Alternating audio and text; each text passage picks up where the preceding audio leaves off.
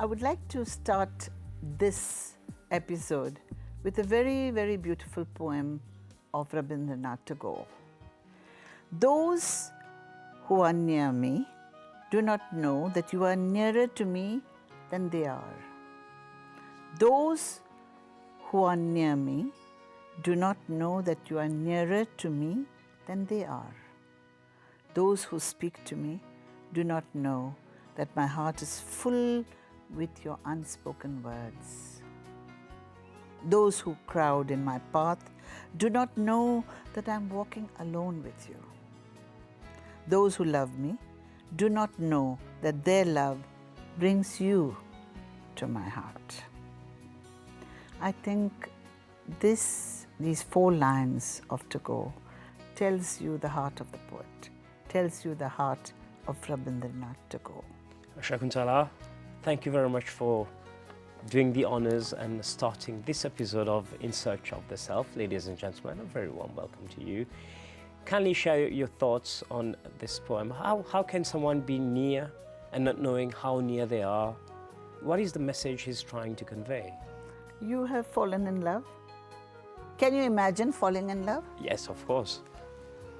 Well, you're sitting and talking to me, but you're thinking of your beloved. All right. Where is your beloved?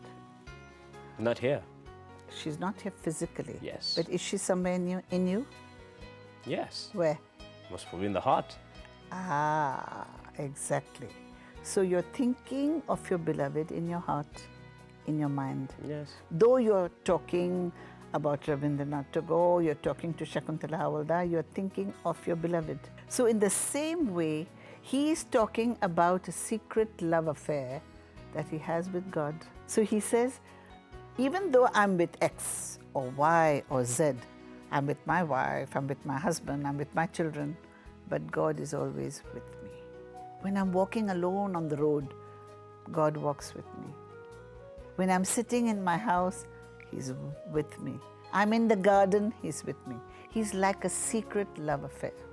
Is he trying to help people realize, make a conscious effort of knowing what they are doing and putting good, genuine intent in their actions and thoughts? Yes.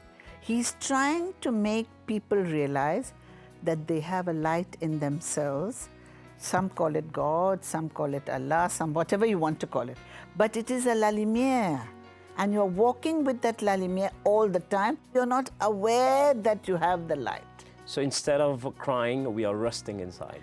Resting, and we're going too fast.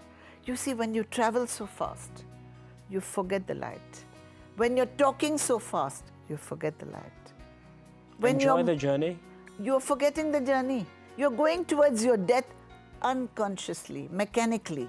But if you are doing your work consciously, when you're walking consciously, when you're eating consciously, you will find that God is always with you. But the essence of what Tagore is trying to make us understand on a primary level is make a conscious effort of understanding one another. Do you think he's trying to help us, help our karma? I think he's trying to help every human being to become aware, to improve his intentions, to become purer. How do you become pure? You have to be simple, you have to be truthful, you have to be clear. So Tagore's poetry takes you to the truth of your awareness, to the joy of your awareness. You know what, something very beautiful he said about the rose. He said, you can compare the love of God to a rose. But he said, don't compare it to the shape of the rose. What does that mean? He means go beyond the physical level. Don't go by the shape, the size of the statue of God, the picture of God, or your image of God. It's just a means. It's only a means to understanding this invisible light that exists, that is always there. It is definitely a means to be able to pray, but after some time, is it true that people should realize that the statue, the image is only a means But after some time, you should be able to connect directly to God. Where? Outside or inside? Inside. That's it. This is the beauty of Tagore's poetry. It takes you to the inside, it takes you to solitude, and this was something remarkable in the West. They had forgotten the journey to go inside. Everybody was going outside, except maybe some of the romantics. People like Wordsworth, Coleridge, they pull you inside. But most of the Western engines were going outward. Yes. Industrialization, make money, go on, find out science. Everything was pulling you outside. But Tagore said, hello, there's an inside, don't forget. So he wanted a balance. Is it one of the reasons why in many of his work we find nature? Nature, solitude, beauty. Beauty. The beauty of nature. He always says, you can make the most beautiful plastic flower. Can you compare it to the natural? You can't. Look at the sunrise, look at the sunset. Can you compare the colors to a painting? No. You see, we must not get confused. A plastic cannot be more important than grass. No. So we have to know how to differentiate. One is natural, one is man-made. And also what is natural is so beautiful. Whatever is made by man is good, it's useful, but it doesn't bring you close to God. At some point, he also condemned the idea of a male-dominated society. He did not like if the parent or the husband or anybody dominated the female The sex. aspect of womanhood was very beautiful. It was subdued by the insensitivity of man. You see what he felt, I mean, widows, if your husband died early, you were asked to shave your head. It was terrible. The beauty of a woman was the beautiful long hair. And the society said, shave her head, make her ugly. Is that a tradition? It was part of the ugly traditions which had come down from the ages, and it was wrong.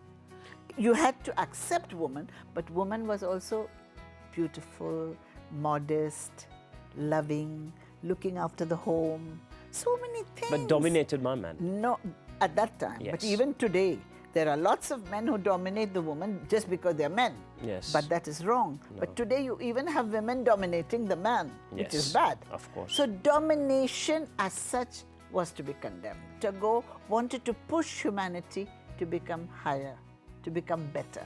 That's why he hated war. He couldn't understand why people were fighting. He did not understand hatred. He did not understand communalism. Tagore wanted to change traditions, change- habits which have become traditions. I have an example I've come across recently. In a cage, we have 8 monkeys, and there is a ladder which leads to a banana in the middle. So every time you would have one monkey who would go for the banana, researchers would throw water on the monkeys. So next time, one of the monkeys would go, all the 7 others would stop him and beat him up, because they don't want to get wet. They remove one of the monkeys and put a new one. The new one does not know anything. And he would, of course, go up the ladder, try to take the banana. But at the end of the day, he would be beaten and he would not know why. Correct. Correct? Out of the 7 which are still there in the new one, remove one of the 7. So there's 6 old, 1 which has just come in, and a new one. The new one would also try, go up the ladder, and be beaten. And he will also be beaten, and he will be beaten by the new one also. And at the end of the day, if you keep on this process, when you change all the 7 old ones, they would always beat up the new one, but they would not know why they would beat the monkey and the reason why it was being happening. So I relate this a lot to traditions that people take for granted, and they do it for Mechanically. Mechanically, they don't even know the reason They why. don't reason out. Is it one of the things that Tagore wants to make us realize that we should question Everything. everything? Yes. I think you must question, and you must be truthful in your questions and accept the truth in the answers.